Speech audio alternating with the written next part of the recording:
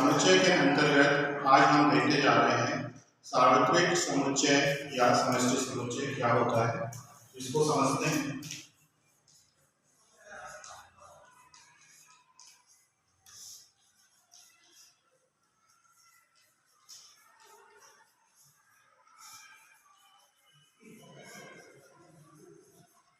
जिसे universal set भी कहते हैं।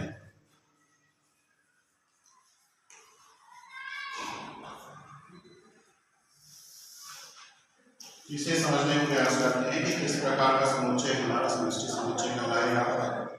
तो मान लीजिए कि हमारे पास कोई एक समुच्चय है और इससे जितने भी उप समुच्चय बन सकते हैं या जितने भी उसके और भी समुच्चय बन सकते हैं, वो सारे के सारे समुच्चय एक ही समुच्चय के अंतर्गत लिखे जाएं, तो हम उस समुच्चय को समष्टि समुच्चय कहते हैं। इसको इस तरह से परिभाषित किया जाता है कि विचाराधीन समुच्चय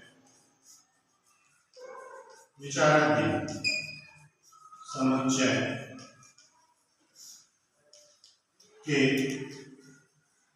सभी उप समुच्चय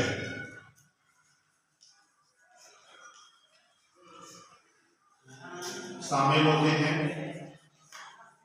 तो ऐसे समुच्चय को हम समष्टि समुच्चय कहते हैं और उसे कैपिटल यू के द्वारा व्यक्त किया जाता है।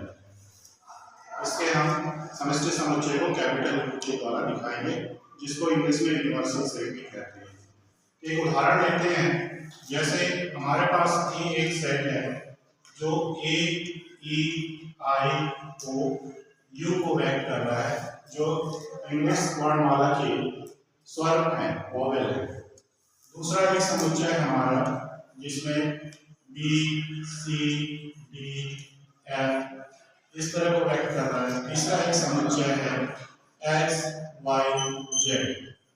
तो इस तरह का समष्टि समुच्चय हम लिखना चाहेंगे तो यू जो होगा हमारा इंग्लिश के सारे अल्फाबेट का समुच्चय होगा।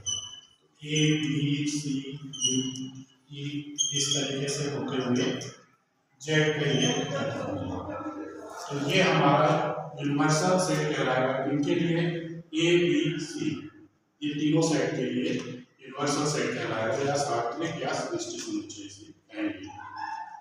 इसी प्रकार से हम देखते हैं समुच्चयों का समुच्चय।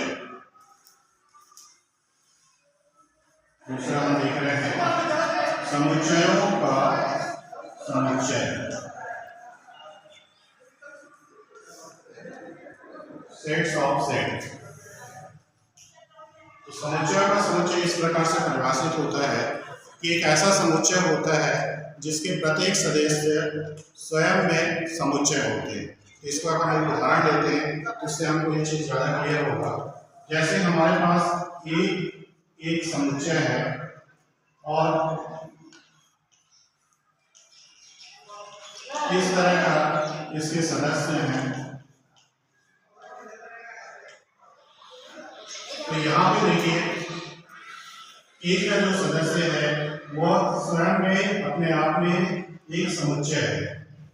तो इसके प्रत्येक सदस्य क्या होंगे, एक समुच्चय को व्यक्त करते हैं, अलग अलग हैं। जैसे यहाँ पर एक है, एक अवयव है, एकल समुच्चय कहलाता है। इसी तरह से दूसरा इसका अवयव है एक और दो, इसमें दो अवयव हैं, ये दूसरा समुच्चय हो गया, ये दूसरा समुच्चय हो गया। लेकिन ये दोनों ही एक सदस्य हैं, अर्थात एक यह सदस्य है ए का, यह भी सदस्य है ए का। इसी प्रकार से हम देखें 1 2 3 ये भी सदस्य है ए का। तो यहाँ पर हम देख रहे हैं कि ए हमारा एक समुच्चय है और जिसके प्रत्येक सदस्य स्वयं में समुच्चय है। तो ए को हम कहेंगे समुच्चयों का समुच्चय। इस प्रकार से आज हमने देखा कि यूनिवर्सल सेट किस प्रकार से हम लिखते हैं, इसका अर्थ क्या होता है और समुच्चयों का समुच्चय क्या होता है।